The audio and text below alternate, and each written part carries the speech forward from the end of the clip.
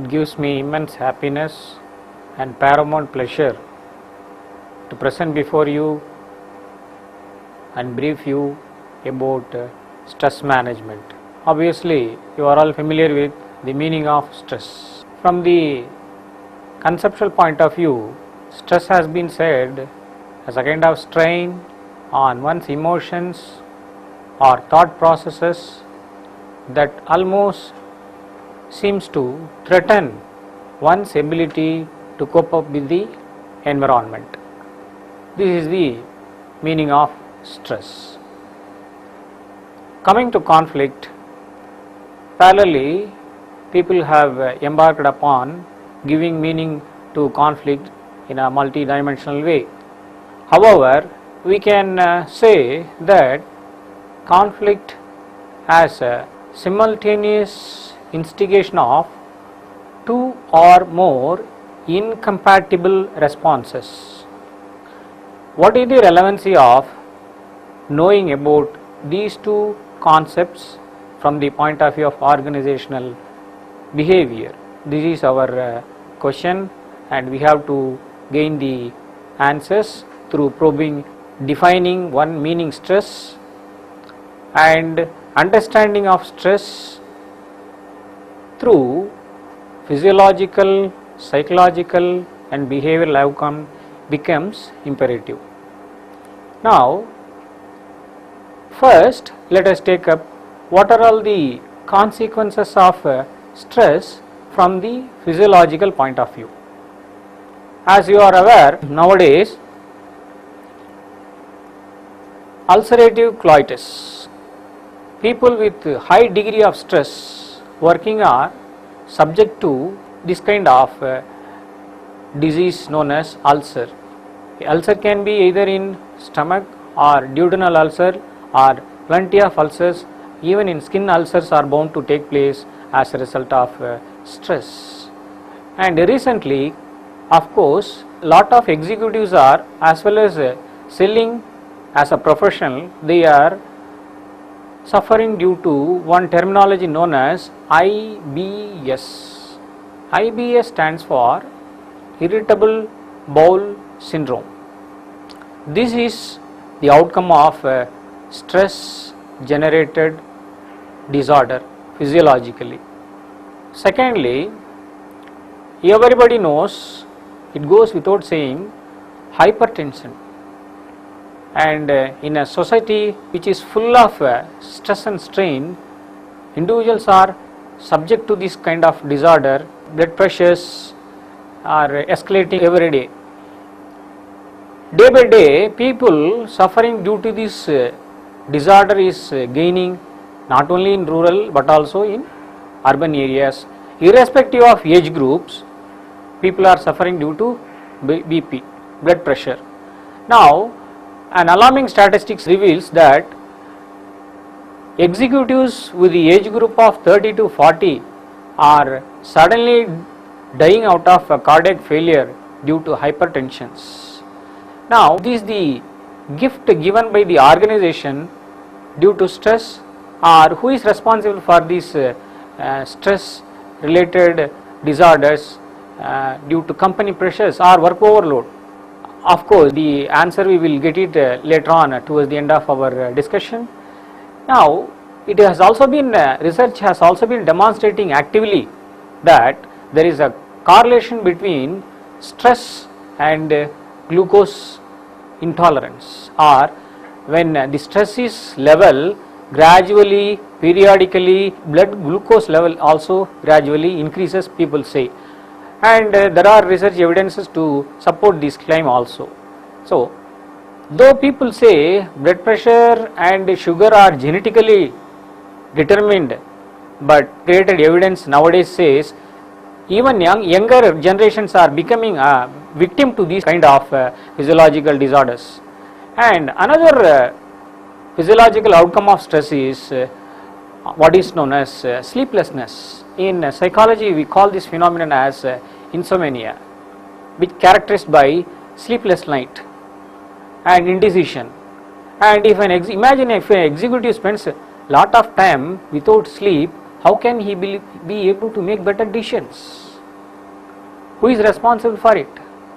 Company is overloading the executive is too much of work to the extent that he burns his midnight oil by taking decisions throughout the day and night, and then spending lot of time on it, and ultimately becoming a victim to physiological degeneration, or otherwise we call this entire process as managerial obsolescence. This is the consequence of stress. Friends, coming to psychological consequences, the first consequence is emotional instability. This is manifested not only among intra-individual part of it, interpersonal point of view, and group point of view also. And it has been said that a best executive is a one who does not under any circumstances displays his emotions on his subordinates.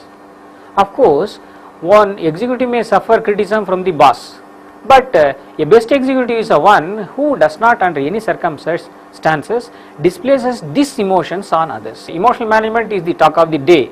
And moodiness in the sense pensive mood, sadness, sometimes become philosophical in the sense, as Shakespeare has said, life is an old tale told by an idiot, full of sound and fury, signifying nothing. People used to say, I have lost balance, I have lost everything in my life. Like this, moodiness and other kind of reactions are bound to take place. And nowadays, alarmingly, the third major psychological outcome is what is known as depression. Depression has two dimensions, my dear friends. One is primary, another one is secondary. You will be interested to know, curious enough to know what is primary, what is secondary. Primary we mean, for example, if an individual suffers due to hypertension and ultimately he suffers due to sleeplessness, a psychiatrist may say that he is a patient of primary depression. Primary problem is BP, as a result of which he is depressed, and ultimately the psychiatrist treats him with all type of alzolam, this and that drugs mean for making him rest. Now after a point of time, what happens is the individual gets addicted to such an extent that he is unable to sleep without the dose of alzolam or any other nitrazepam or any other brand of medicine, whatever you call it.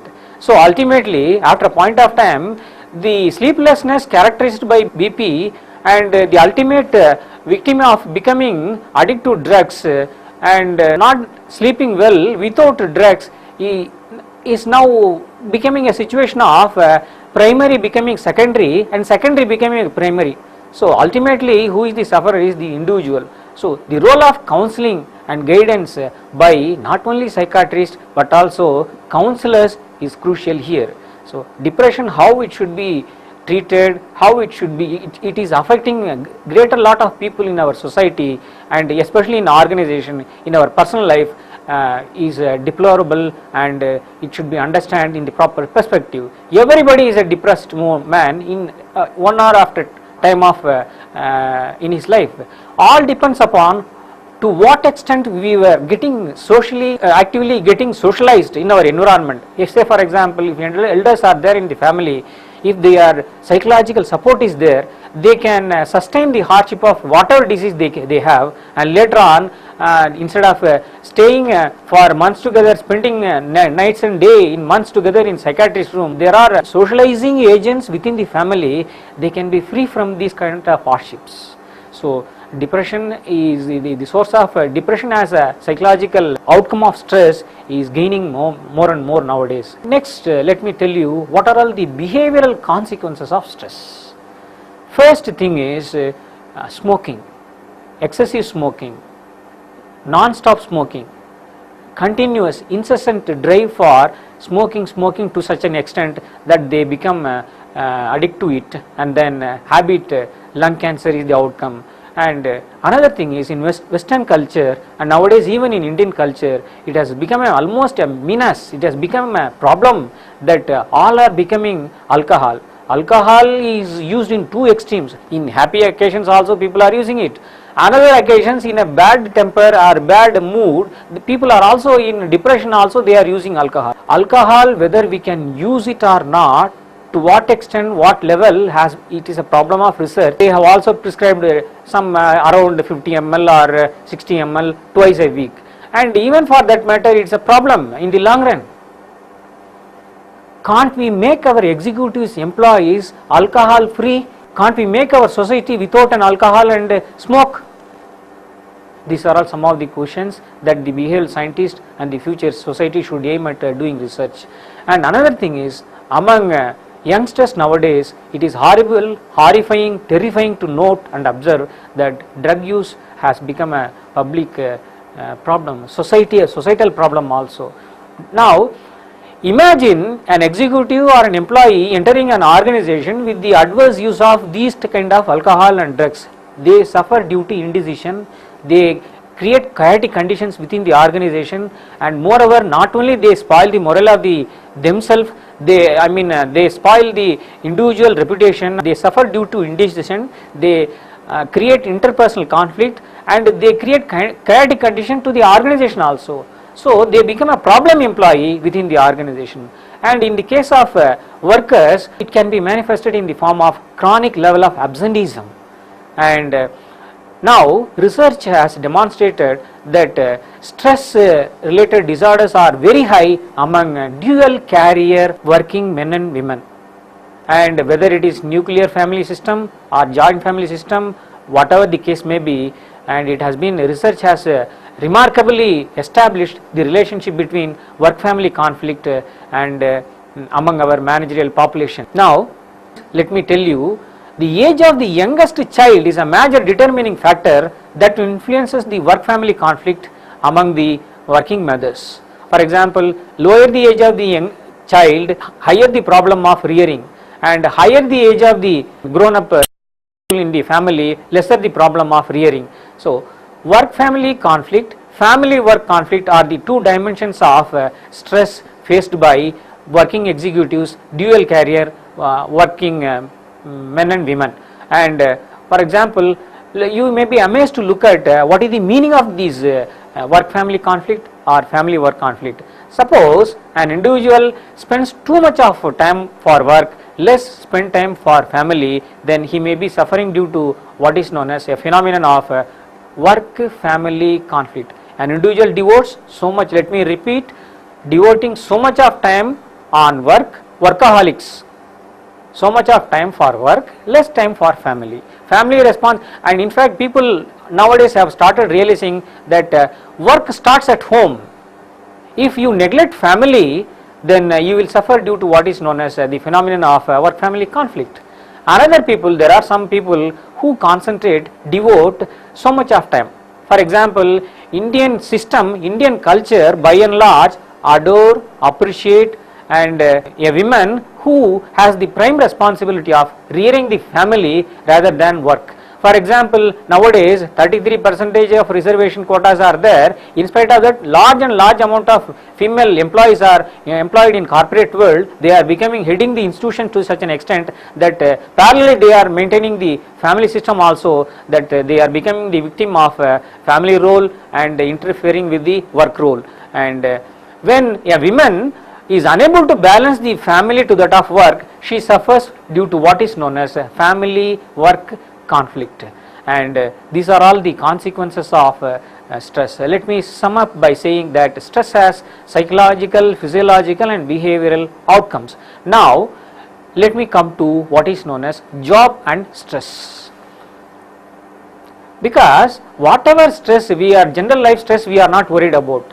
So far, a stress does not affect the performance of an employee in the organization. We need not have to think much about it. When the so-called stress adversely affects the progress or performance of an employee in the organization, definitely the role and responsibility of the organization lies in doing something about it. So for this sake, let me highlight what is the relevancy or relationship between job and stress. For example, there is a famous theory known as need, drive, goal, motivational cycle theory, which says that as you are obviously aware of the fact that need is always found within an individual, goal is always outside the individual. For example, need for having a management degree is felt within you, but the goal is there in Annamalai University in the form of degree. What do? you take some initiative in the form of applying for the university, preparing for the examination, getting the lessons, preparing it and writing the examination, and getting the diploma is up to the point of preparing for the examination and writing the examination also what is known as drive. And for some reasons, if you are unable to reach the goal, say for example getting the degree, on the way between need and goal, if your drive is getting blocked by what is known as frustration or physiological barrier or psychological barrier or social barrier or environmental barrier, sometime it may prevent an individual from successfully reaching the goal which is there in the Annamalai University. Now let us come to the organization. For example, if an employee is getting rejected leave by the boss for various reasons, then if the individual goal may remain unfulfilled, as a result of which he gets frustrated and he behaves in a defensive mechanism way. Now you can ask me what is the meaning of defense mechanism. Defense mechanism is nothing but a type of situation manifesting that it is nothing but a kind of frequent frustrated experiences. Let me repeat, frequent frustrated experiences, and because of these frequent frustrated experiences, different type of behaviors are bound to take place within the organization.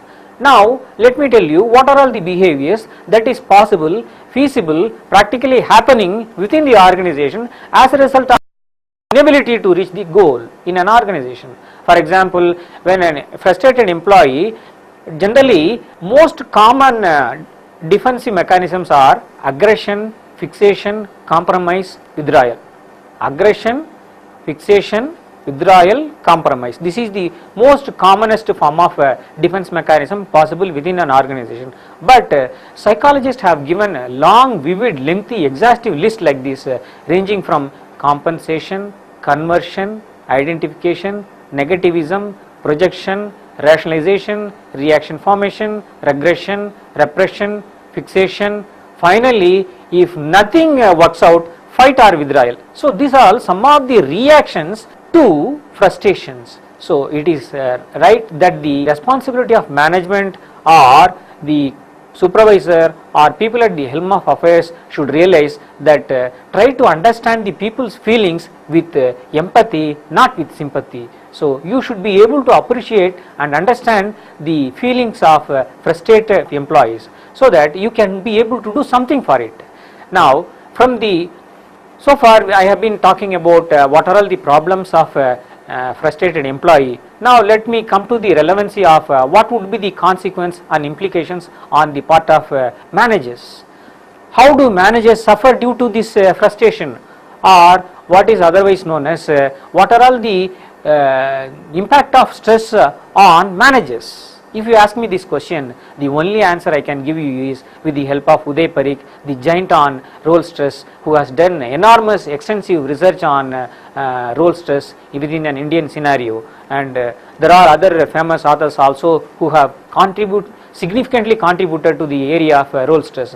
Of course, nowadays role stress has become a matter of periodical gradual intensive research, and it is gaining momentum. Now coming to the issue, let me address you, my dear participants. Now these are all some of the stress by which managers suffers within an organization due to frustration or defense mechanism, or otherwise known as organizational role stress. First problem faced by managers is what is known as inter-role distance. The distance between him and the others. If it is very wide within the organization, he may not be understood properly by the other people. Second one is what is known as role stagnation. Role stagnation takes place when an individual feels that he is unable to climb the hierarchy of an organization due to various reasons. The inherent reason may be his inability to reach, or the organization may not provide adequate opportunities for self-advancement, or the career path of individual could not have been adequately sufficiently been planned by the organization so that everybody is happy with that. For example, if you are asking an employee, my dear employee, please tell me what is the meaning of promotion, then he should not say, my dear friend, please wait, let me open the Oxford Dictionary of Advanced English, let me tell you what is the meaning of promotion. So people should not spell the word promotion, they should relish and enjoy what is promotion. At least once in his lifetime he must be able to enjoy what is the meaning of promotion. If career is getting stagnated, then it leads to what is known as role related disorders, otherwise known as role stagnation. And another form of managerial obsolescence or stress is what is known as role overload. For example, if our managers are dumped with so much of role responsibilities over and above the capacities of what they can do, then this is what is a situation of what is known as role overload. Excessive work.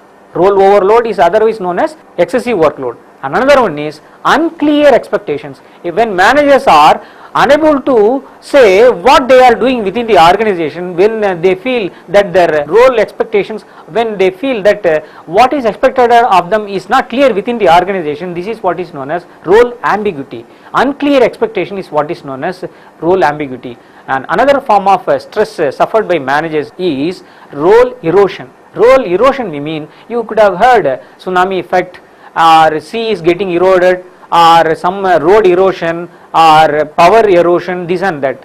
Or when we come to this problem of role erosion of managers, here to be much more simpler and precise, let me tell you, some managers are forced to listen, observe as a silent spectator that the vital part of his duties are being actively performed by somebody else. For example, if he is the lecturer or he is the manager, he is the supervisor, if supervisor role is being done by somebody else, when he is silently observing them without any help, this is what is known as role erosion. So in an organization, if any manager for that matter suffers due to this type of stress, then definitely it will lead to abnormal situations, and he will become emotionally imbalanced, he will become an abnormal personality. And another type of role erosion is a very crucial one. It should be addressed by managers within the organization, or for that matter among the corporate executives at the corporate level. And next stress is role isolation. These people are what is known as dangerous people, wherein they come and do their work and simply escape from the work. Organization citizenship behavior, involvement, commitment and satisfaction will be not there. For example, if the working hours is between 10 to 6, they will be there, physically there, they will do their work hours and simply escape from further contributing to the ideas of the organization. Next type of stress is what is known as PI. PI stands for personal inadequacy. This is a individual problem wherein the individual, for example, tells upon the policy of the organization which has made a wrong selection for a right job, wherein job and the individual does not match, there individual suffers due to sense of inadequacy. This is what is explained as personal inadequacy. And then of course long lengthy list is there, self role distance, and finally resource inadequacy. Resource inadequacy, we mean all the resources for doing a job must be there. So these are all some of the consequences of managerial stress or organizational role stress faced by managers. Innovative technologies make global companies. Nowadays companies are not only competing each other for good and reliable products and services. Now it is the PI, pioneering and innovative, not only innovative, continuously innovative. For example, companies are working for by virtue of competition and conflict arise, stress takes place. As a result, companies are competing with each other for going for better products and services with the help of R&D services. For example, you could have seen the best product on car is Oral-B indicator property. And for example, again Bajaj Pulsar has been demonstrated as a product with innovation, and among Mahindra, Scorpio has been regarded as best technology, and Bose Corporation, you could have heard about the innovative technology behind much acoustic effect without problem to the, a lot of products and services are coming. So Nowadays, because of these innovative technologies, stress is generated, like heat is getting generated, and now how to cope up with the stress management? There are a lot of stress. Please remember that there is no individual strategies alone that can lead to reduction in stress. It's a combination of various strategies that can work out depending upon the situation to situation, individual to individual, organization to organization, and vice versa. For example, some people food habits is adjusting the food habits will tell upon. For example, food with fiber content rather than cholesterol reduction will lead to better management, adjustment. Secondly, reduction on alcohol is a crucial factor among executives. Periodical exercise. Periodical exercise in the means, again it is a matter of individual compatibility rather than too much of dependence on exercise, and cycling, relaxation. Now the problem is our Indian culture, people are conditioned to environment like this, even working in vacation also, ultimately paying a high price of taking rest in your psychiatrist room, and they later on realize that when time is too long, and they realize, then they go for yoga, meditation, this and that. And if we follow the best lifestyle management, there is no need for yoga and meditation, this and that. Now our job itself is a best practice of yoga. Yoga is equivalent to our job. If you do it meticulously, prioritizing your work, planning your work, doing it with meticulous plan is good. And for example, one should know how to resist long work hours. Even if the boss says, you should be able to say no, because the victim is not the boss but you. Please understand, say no to long hours of work, then you will not suffer due to stress. Another thing is flexi time. People misconstrued flexi time means coming at any time, going at any time. It is not the case. Basic reporting time is common to all, but the outcome of the work should be completed. Another gift to managers is telecommuting of services, whereby executive need not go to office every day and verify what is happening. Rather than he can sit at home easily, he is getting connected by the computers or laptop or whatever you call it. He is getting a routine periodical review or report about what is happening within the company, and he is connected with the computer, and he takes decision. For example, even sitting at home, he can do simple job like fixing agendas and sales targets, this and that. These things he need not go to company and do it. And another crucial thing is job sharing among employees, among managers can also be practiced. And above all, before concluding, let me highlight the latest trend is devising family friendly work related policies are appreciated by researchers. And next is setting reasonable goals not only in life but also at work is desirable to reduce the level of stress. And next one is good rest. Good rest doesn't mean sleeping 24 hours, and at the appropriate age required rest is needed. If you do not take rest adequately, then we will become a victim to the disease known as insomnia, which is otherwise known as psychological disorders like psychosomatic disorders, manic depressive psychosis, neuroticism, and psychotism, this and that are all the other problems. So however, one should learn to live with stress. This is the best philosophy. You try to learn with stress though you hate stress, because research again has demonstrated mild stress stimulates performance, they say. But what level, what is a mild stress may be a major to somebody else. So learn to live with stress is the best philosophy of life. Thank you, my dear participants, for passionately actively listening to my observation on stress management. Thank you very much.